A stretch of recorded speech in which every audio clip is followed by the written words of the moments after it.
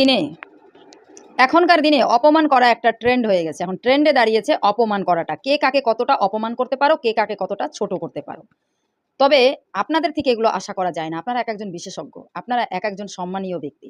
আর আমার কাছে তো বটেই অনেক, অনেক সম্মানের আপনারা। সেখানে আপনি এটা কি বললেন? যে মানুষটা প্রত্যেকদিন বিছানা পাল্টায়, যে মানুষটা প্রত্যেকদিন দল পাল্টায়, নাম না করে আপনি বলেছেন। নাম না করে আপনি তাকে আক্রমণ করেছেন। আচ্ছা ধরে নিলাম সেটাই যদি হয়, তাহলে বদনামটা কি আপনার হচ্ছে না? যখন সে এক দলের থেকে এই দলে আসছিল তখন আপনি তাকে স্বাগত জানান নাই? তখন প্রতিবাদ করেন নাই কেন?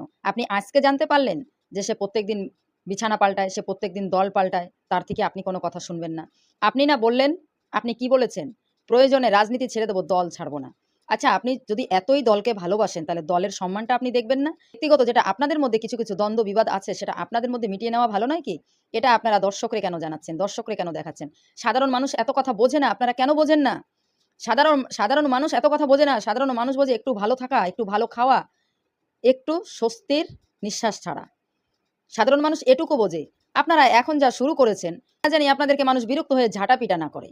এরপরে লোকের কাছে যখন হাত জুড়ে ভোট চাইতে যাবেন না, দেখবেন আশীর্বাদের জায়গায় আবার ঝাঁটাটা না ওঠে। সত্যিই।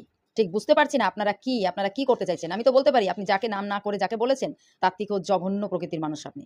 কারণ সে যেমনই থাক, সে যেমন ছিল, কিন্তু সে কিন্তু এখন দলকে ভালোবেসে কাজ করে যাচ্ছে। মানুষকে ভালোবেসে মানুষের পাশে আছে, জনগণের পাশে আছে। মানুষ কিন্তু এটাই চায়। তার ব্যক্তিগত জীবন কিন্তু কেউ দেখতে যায় না।